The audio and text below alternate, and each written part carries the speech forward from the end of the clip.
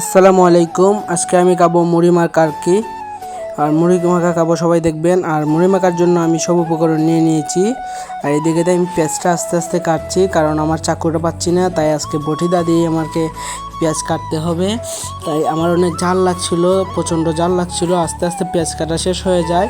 এই দিক দিয়ে আমি জাল কম খাই বলে মরিচটা নিয়ে নিই আর মরিচটা কেটে দিয়ে দিই। আর এখানে আমি একটা বোম্বে চানাচুর নিই, বোম্বে চানাচুর একটু অর্ধেক দিই। আর আমি বাজার থেকে একটা বারবিকিউ আনছিলাম আর কি, বারবিকিউ চানা একটু ঢেলে দিই। আর এখানে আমি ওই মাখিয়ে দিই আর কি, হালকা হালকা পাতলা করে। আর এখানে মুড়িটাও ঢেলে নিই। মুড়িটা ঢেলে দেওয়ার পর এই জায়গাতে আমি মাখিয়ে নিচ্ছি খুব সুন্দর করে। আর আমি অসুস্থ, তাই বয়স দিতে পারতেছি না আর কি। আর এই জায়গাতে আমি মুড়ি মাখা শেষ হওয়ার পর আমি মুড়িটা টেস্ট করছিলাম, অনেক মজা হয়েছে। আর যারা যারা মুড়ি খেতে ভালোবাসেন তারা একটু সাবস্ক্রাইব করবেন। আমি একা খাইনি, আমার ক্যামেরাম্যানকেও দিয়েছি, সে বলেছে অনেক ভালো হয়েছে।